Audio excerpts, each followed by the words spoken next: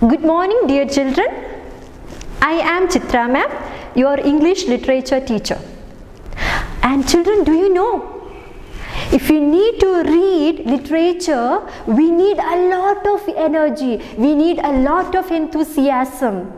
So, in order to freshen up our mind, in order to clear up our thoughts, in order to focus ourselves, we are going to play an interesting game. All of you are ready? Yes. Children, I am sure you must have played this game in your lower grades. The name of the game is Simon Says. See, a set of instructions will be given to you with the phrase Simon Says. I will give a demo to you how to play this. See, if I say, Simon says, stand up, you have to get up from your chair. Are you getting me? And sometimes I will give the instructions without the phrase Simon says. Let me show you how to play it. Okay, I'll give a demo to you. Let me start with it. Simon says, clap your hands. Freeze. Stop. Simon says, raise your left hand. We are going to play this game in this way. All of you are ready? Thumbs up? Yes. Simon says, stand up.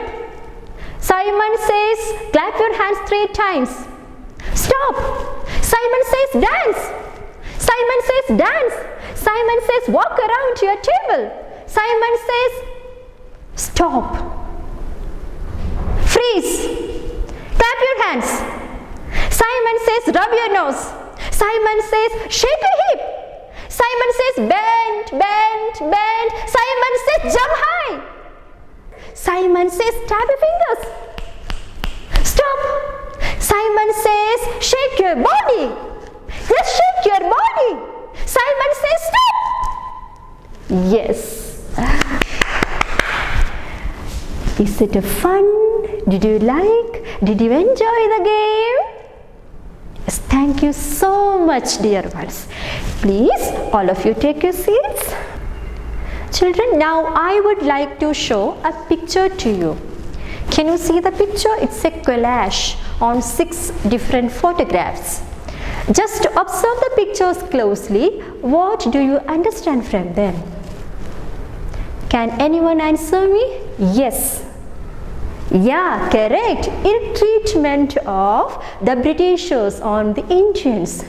See, this collage gives you a glimpse on the life of the common Indians before independence.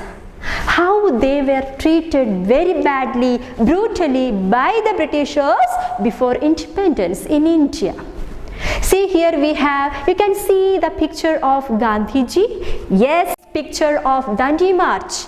Right? Yes, we have Jallianwala Bagh massacre, and here down we have the Great Rebellion of 1857. Right? Here it is, Wagon Tragedy. So this collage gives you an outline of the life of Indians in pre-independent era in India. Do you think that they were enjoying all the beauty and comforts of a normal human life? No. They had been mercilessly thrashed. They had been mercilessly killed by the Britishers. Am I right, children? Yes, before independence, we had a lot of writers in all the Indian languages who could lift up patriotism, the sense of the love towards our own motherland through their own writings. Okay, let me give you some examples. In Tamil, Subramanya Bharatiyar had written a lot of writings to kindle up the Deshabhakti or patriotism. Right, and from Karnataka, Alluru Venkata Rao, the Punjab Kesari, Lala Lajpat Rai, Sarojini Naidu, Sri Aurobindo, the eminent Bengali painter, poet, visionary, the great Gurudev, Rabindranath Tagore. Oh God, an endless list of eminent, renowned visionaries and writers we had. They had penned down empty number of poetry, prose, drama, articles, essays to bring the millions of Indians together under one umbrella to achieve our Mother India's freedom. Isn't it? I am sure you must have learned all these facts in your history book. I am sure. Yes, here today we have got an interesting poem written by the renowned Bengali writer Rabindranath Tagore. The name of the poem is Where the Mind is Without Fear. It's a very short, simple 11-line poem. It seems to be very simple, written in a very simple, lucid language, but packed with full of spirituality and the profound philosophy of life and the passion, love towards Mother Nation. Okay, children, I have brought something for you to show you. This poem is included in his famous anthology Gitanjali. You must have heard about the term Tagore. Work Gitanjali. Gitanjali is an anthology. Anthology means a collection of poems. Shall I show that book to you? This is the collection of 103 short, sweet, beautiful poetry written by Tagore. Gitanjali consists of 103 poems having 11 or 12 lines. Okay, and Where the Mind is Without Fear is the 35th poem of Gitanjali. You can just go through the slide shown on the screen. This is a brief description about the poet. Rabindranath Tagore was a Bengali poet, philosopher and artist. He wrote many stories, novels, poems and dramas. He also very well known for composing music. And in the year 1913, he became the first Asian to win the Nobel Prize in Literature. I think it's time for us to start with the lesson. Before going to the lesson, we have got some new words which are used in our poetry. Let me go through the words given here. New words. Fragments means pieces. Striving. Striving can be interpreted as having great efforts or working hard. Strive hard, work hard. Okay. Third one, dreary, means dull and bleak, not vibrant or colorful. Okay. Last one is thee.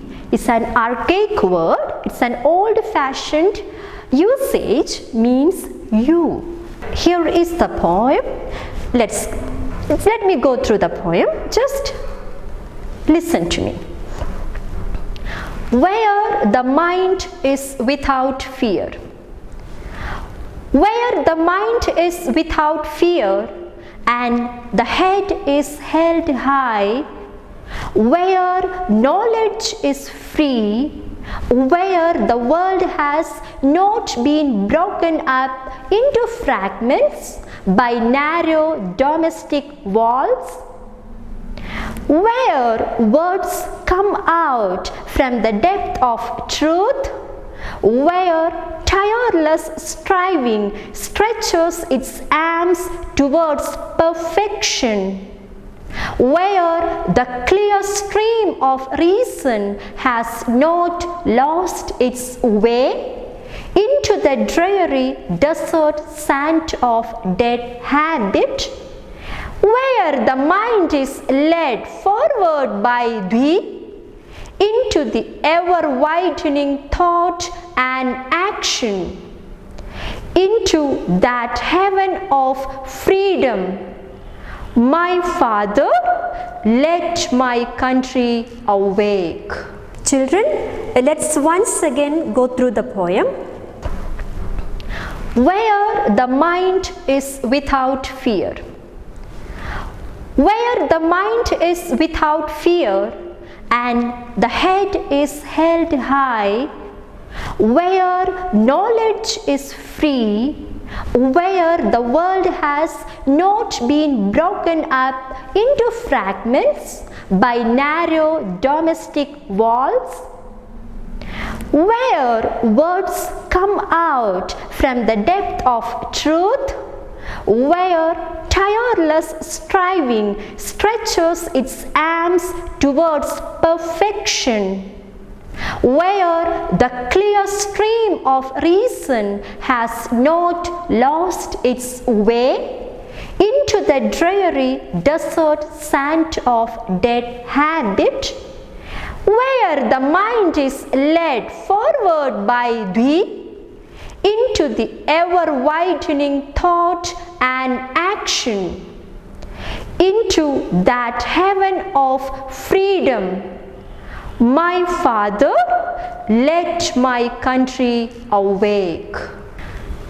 Where the mind is without fear and the head is held high, where knowledge is free, where the world has not been broken up into fragments by narrow domestic walls.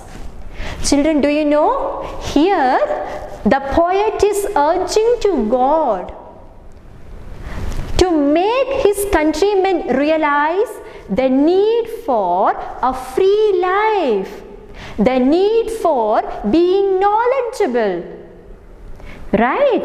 The need for leading a free life, the need for breaking up our narrow-mindedness, our attitudes. Here the poet prays to God that his countrymen should be free from fear, the fear of being oppressed, the fear of being suppressed, the fear of being ill-treated by the outsiders, the Britishers. Right? And again he is praying to God, oh my God, the common Indians should be able to walk holding their head high with dignity and self-esteem. Why? Because the Indians were not able to express their own feelings. They were not permitted to express their own views. They were not able to raise their voice for their own rights. They were treated as animals, as slaves. Right, so they should be given enough freedom, they should be given enough knowledge, they should be given enough self-esteem, self-confidence to break up the chain of suppression, break up the chain of slavery, to come out of the shell of darkness. They should fight for the freedom of their Mother India. Got it? Yes. Again he is pleading, oh Lord, knowledge should be free to my Indians. Whether I belong to the upper class or so-called lower class, I don't know. I should be given proper education. It's my right to get knowledge. Next line, where the world has not been broken up into fragments by narrow domestic walls. Children, especially during that time, before independence, our Indian society was confined, restricted with some narrow domestic walls. I'll give an example. The caste system, Chadurvarnya, on the basis of occupation, the society was divided into 4 different sects. or divisions. This is one of the domestic walls during that time. Such domestic walls should be broken into fragments, into pieces. All the walls between countries, between the continents should be broken. The whole world will become one single nation. If you break up such domestic geographical walls on the maps, correct? The borders, the boundaries between countries and continents, the world will become one single unity. All the people in the whole world will live together in harmony. They will be united as, and they will be labeled as just human beings, where words come out from the depth of truth. See, again he is urging, my Indians should not lie for any reason. They should be truthful and sincere in their life. They should be loyal, they should be honest and sincere in their words, in their deeds, in their thoughts. Isn't it? Yes. Where tireless striving stretches its arms towards perfection. Striving means work hard or to put great efforts into something to gain, to achieve a big goal. Here the big goal to achieve is the progress, the development of our mother nation after independence. We should do our work, our responsibilities, our duties tirelessly, without cribbing, without complaining. It's my duty to study well, it's my duty to write the exam well, it's my duty to obey my parents, to achieve a great goal in our life. Here the great goal refers to the improvement, the progress of Mother India. This is the dream and this is the aspiration of Tagore. Okay, where the clear stream of reason has not lost its way into the dreary desert sand of dead habit. Okay, children, here dead habit means our society, our culture is filled with a lot of beliefs and blind beliefs. And you know, reason, the power of reason or the power of thinking, clear thinking, is compared to a clear stream. Have you seen a stream? Just imagine when this clear stream enters a desert, the sand will absorb the water of the stream, right? And we won't be able to see it. It will be going under the sand bed, right? So when it enters the desert sand, even the clear stream loses its dignity, loses its identity, and sometimes it may lose its existence. See children, as the clear stream loses its dignity, its properties sometimes, when it enters a desert sand, our life should not be monitored by the dead habits in the society. And just now I told you the dead habits, the blind beliefs or superstitions have no scientific basis. Okay, so our thoughts should always be monitored by the clear stream of reason, logical thinking. Our life should not be led by the dreary, the bleak, the dull desert sand of dead habits. Isn't it? Yes. Let's move on to the next line. Where the mind is led forward by thee into ever widening thought and action. So we, all the Indians, should always be working hard to attain the greatest goal in life, to attain the progress of our nation, just now we discussed. Correct? And also at the same time, we should be open-minded, we should be broad-minded to accept other cultures, other languages. We should know how to respect other people, their life, their country, their feelings, their language, their lifestyle, etc.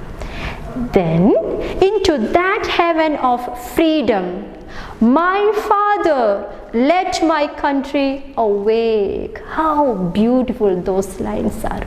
See, in the last line, Tagore is addressing God as his eternal Father. Oh my Lord, my Father, if we can meet all these parameters, okay, in a country where all the countrymen are well educated, in a country where all the people share their ideas, in a country people, they never lie for any reason. In a country, all the people without caste, creed, color, religion, any discriminations living together peacefully in harmony. What a lovely blessing, paradise it would be. Please uplift the mindset, the attitude or the predicament of my countrymen to lead India as a paradise, as a heaven to live. Hence, if my countrymen will be able to meet all these parameters, in that heaven, our life will be happy and mirthful. Oh my Father, oh my eternal Lord, let my country awake from the deep slumber, deep sleep, deep darkness they had been plunged into by the outsiders to achieve that goal.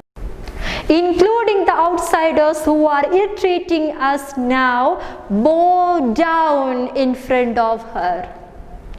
Let India be the golden sparrow in future. Let them be the best citizens, the most promising human beings in the world. That was the dream of Tagore. That was the dream and prayer he is offering through these 11 lines. Okay, children, please all of you go through the lines thoroughly. Okay, in the next doubt clearance session, we will be having discussion if you have any doubts on the lesson.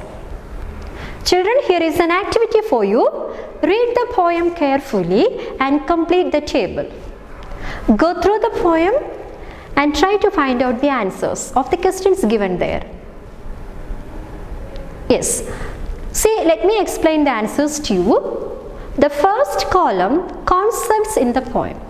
I have taken the 5 concepts of the poem: mind, head, knowledge, words and habit. Second one, present situation. The situation explained in the poem.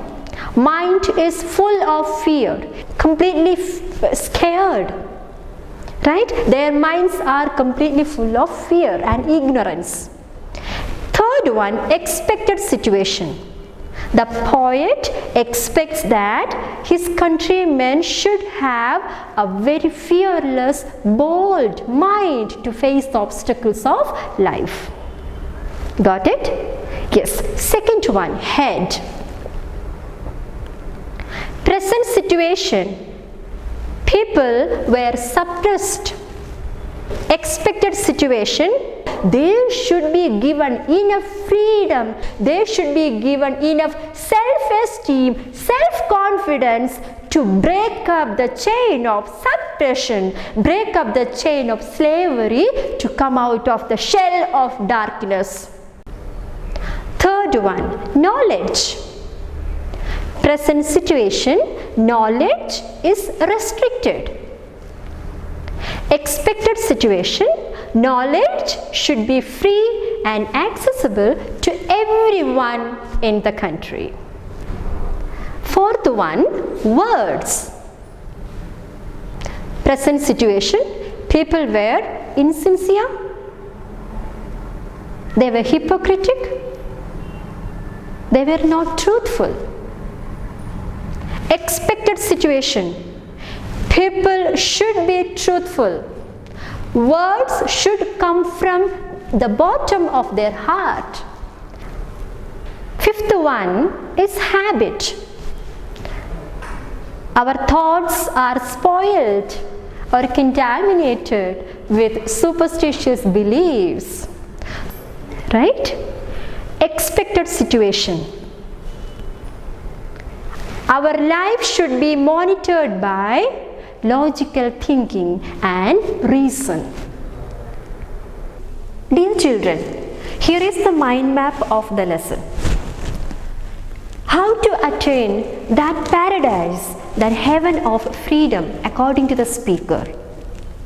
If the citizen of India can attain all these conditions, all these parameters, our Mother India will become the heaven, the paradise of freedom.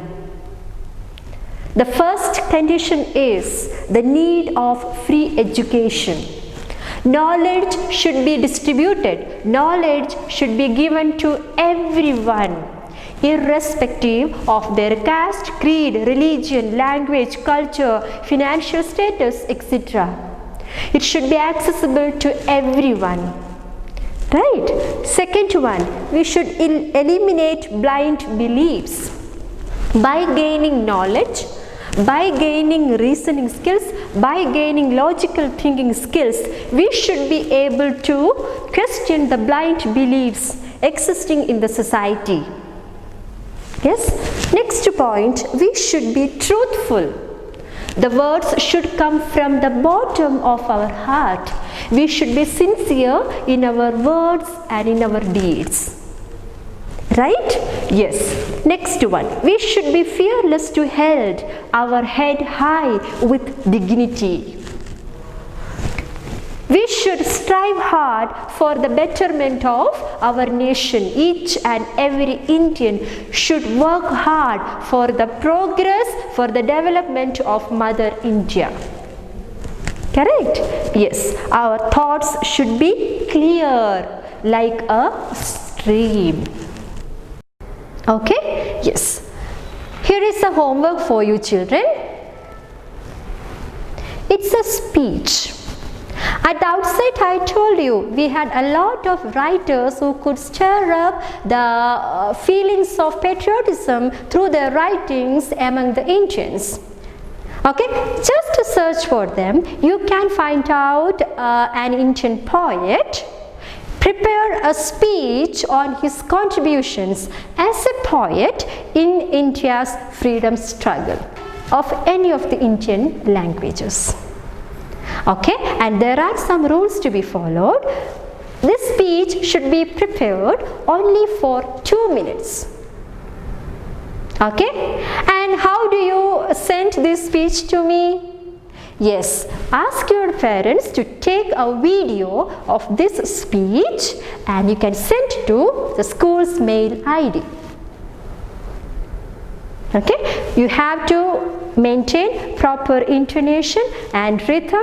Your speech should be spontaneous. It should be filled with relevant content. Okay, I wish a great time for all of you. Stay home, eat nutritious food, stay well.